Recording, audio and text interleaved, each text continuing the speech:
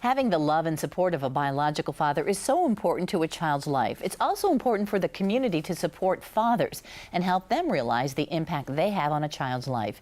Joining me now to discuss programs aiming to do just that is Greg Arnold, Adoption Supervisor with Franklin County Children's Services, and Glenn Harris with Action for Children, their Father Factor program. It's a pleasure to have both of you here. Thank you so much. Thank you for having us. Well, you know, Glenn, I'm going to start with you because I want to, how important is it for all fathers to be involved in their children's lives, right from the beginning? Absolutely. There's a ton of research out there that says that, children have far better outcomes when they have active, involved, and positive male role models. So a lot of what we do at Action for Children is to make sure those fathers are able to be the type of fathers that they desire to be. And how is that relevant to what you do as trying to counsel these people? Yeah, we do a little bit of case management. We have a nationally known curriculum that we use called TAP, the Art of Positive Parenting. And through that curriculum, we're able to teach men, techniques through discipline, how to coach and teach our children, how to communicate. But in addition to that, it's making sure that these men have the ability to get past various barriers. Those barriers could be, child support, children's services, and that list goes on, and building those relationships to help those guys navigate past those barriers. And Greg, you know, in dealing with families with Franklin County Children's Services, the importance of trying to have both parents be active in a child's life. Yeah, it is definitely having that balance is critical in the lives of children. Children, as Glenn pointed out, that have fathers involved, they provide stability, they provide security, they provide the guidance and direction that children need. Do you find that men are reluctant to be fathers or father figures because they haven't been trained? Or is it more, and they're afraid, and they just need some help in showing them how to do it? That's part of it. There's really for most men, there's no guide or a class to become a father. And so it's like trial and error. But the first step is just being there, wanting to be there, and then following through on the things that you need to do, and then learning from your mistakes. Absolutely. Glenn, you're finding in your Father Factor program, those are the sorts of things you're helping men with as well? Absolutely. One particular success story I can think of just took place in Delaware County.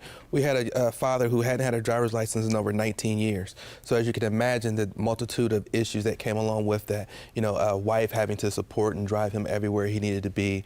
And by going through a process, working with the DMV, getting him on a payment plan, he was able to reobtain that license and then be able to open up more options to provide for his family and his children. What are ways that we can get fathers to be more involved? And Greg, I'll start with you. If there is someone out there watching this and saying, I know I've been I've been lax, what can I do to help? How can you help them?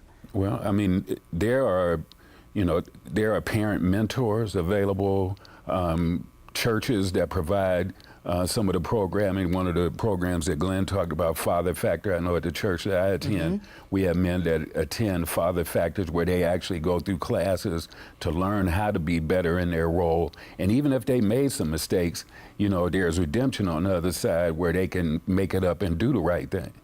You find that, Glenn, that when sometimes they just make that decision and then that bond starts to form, they want to try to be the best they can. Absolutely. It's a beautiful thing when that light bulb kind of goes on. So many of these men, didn't grow up with that example themselves. They didn't have fathers, so they don't have that example or that role model to look towards.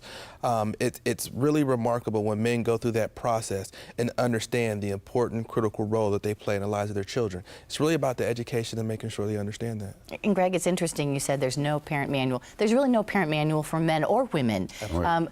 And so it's helpful to have some guidance. And initially, why do you think some men walk away from their children, only to then hopefully be brought back? Well, I mean, sometimes when you're young, you make mistakes.